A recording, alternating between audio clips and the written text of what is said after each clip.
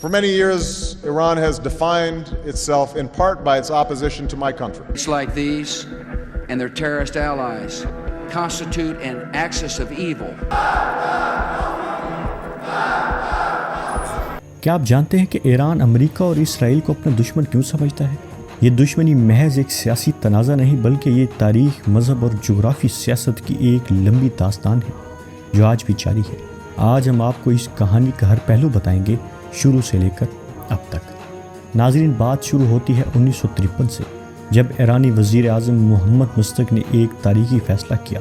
उन्होंने ईरान की तेल की सनत को अपनी ही कौम के इस्तेमाल करने के लिए ऐलान कर दिया ताकि मुल्क की दौलत ईरान की आवाम के लिए इस्तेमाल हो। लेकिन ये कदम अमेरिका और बरतानिया को पसंद नहीं आया। बरतानवी और अमेरिकी कंपनियों के मफाद खतरे में पड़ गए। नतीजा क्या हुआ? एक खुफिया ऑपरेशन जिसे आज भी तारीख के तारीख तरीन लम्हात में से एक लम्हा कह सकते हैं। अमेरिकी CIA और बरतानवी MI6 ने मिलकर मोहम्मद मुस्तक की हुकूमत का तख्ता उलट दिया और शाह मोहम्मद रज़ा पहलवी को इक़्तिदार में वापस लाया। इस लम्हे ने ईरान की तारीख को हमेशा के लिए बदल कर रख दिया। नाज़रीन, शाह का दौर मगरबी ममालिक के लिए एक सुनहरी दौर था, लेकिन ईरान की आवाम के लिए नहीं। शाह मगरब नवाज थे और इनकी हुकूमत में मगरबी तहजीब का असर बढ़ने लगा। अमीरों की ज़िंदगियों में ऐश व इशरत बढ़ गया, जबकि आम अवाम गुर्बत और बेरोज़गारी का शिकार थे। इसके साथ साथ शाह की खुफिया पुलिस सवाक की जानिब से आवाम पर जुल्म बढ़ता जा रहा था।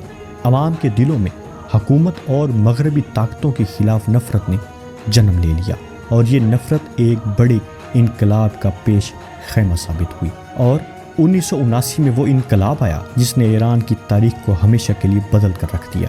आयतुल्लाह खमीनी की क़यादत में ईरानी अवाम ने शाह की हुकूमत का ख़ात्मा कर दिया और एक इस्लामी जमहूरिया कायम की। खमीनी के नज़रियात वाज़े थे। अमेरिका को शैतान बुज़ुर्ग करार दे दिया गया और मगरबी ताकतों को इस्लाम के दुश्मन समझा गया। ये वो लम्हा था जब ईरान और अमेरिका के दरमियान एक दायमी दुश्मनी की बुनियाद पड़ी।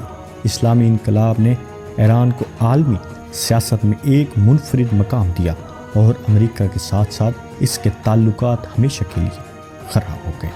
इस्लामी इनकलाब के बाद अमेरिका ने ईरान पर इक़्तिसादी पाबंदियाँ आयद कर दी और इसके बाद इराक़ के साथ ईरान की जंग ने दोनों ममालिक को मज़ीद तबाही के दहाने पर ला खड़ा किया। इस जंग में अमेरिका ने इराक़ के सदर सद्दाम हुसैन की हिमायत की, जबकि ईरान दुनिया में अकेला रह गया। 8 साल तक जारी रहने वाली इस जंग ने लाखों जानें ली और ईरानी मईशत को तबाही के किनारे पर पहुंचा दिया।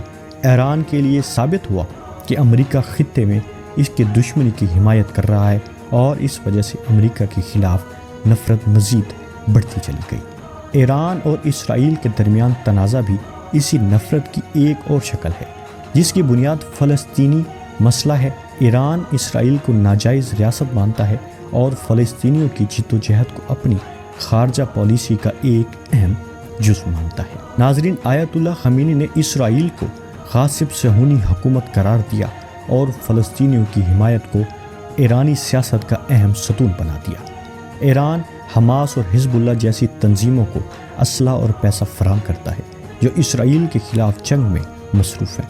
इसराइल के लिए ईरान एक बड़ा ख़तरा है जो इसकी बका को चैलेंज कर रहा है। 2000 की दहाई में ईरान के एटमी प्रोग्राम ने दुनिया को हिला कर रख दिया। अमेरिका और इसराइल ने ईरान पर इल्ज़ाम आयद किया कि वो एटमी हथियार बनाने की कोशिश कर रहा है, जिससे खित्ते में ताकत का तवाज़ुन बिगड़ सकता है। ईरान हमेशा से ये कहता आया कि इसका एटमी प्रोग्राम पुरअमन मकासद के लिए है, लेकिन अमेरिका और इसराइल इस बात पर यकीन नहीं रखते। इस मामले पर आलमी पाबंदियाँ आयद हुई और दुनिया भर में कशीदगी बढ़ती गई।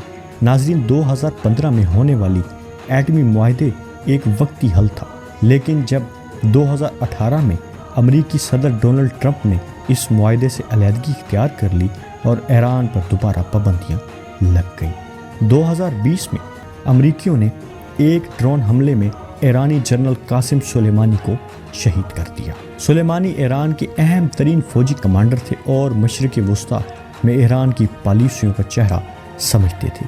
इनकी हलाकत ने ईरान और अमेरिका को जंग के दहाने पर ला खड़ा किया। ईरान ने बदले के तौर पर इराक़ में अमेरिकी फ़ौजी अड्डों पर میزائل حملے کیے اور اس کے بعد دونوں ممالک کے درمیان کشیدگی مسلسل بڑھتی جا رہی ہے۔ تو آخر کار ایران، امریکہ اور اسرائیل کے درمیان یہ دشمنی کب ختم ہوگی؟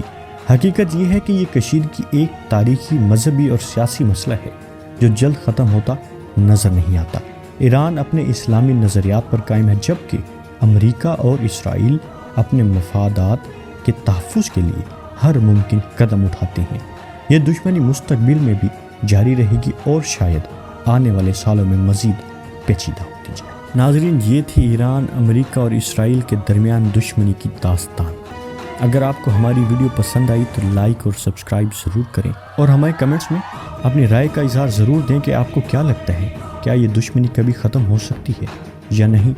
اگر ہو سکتی ہے تو کیسے ہوگی؟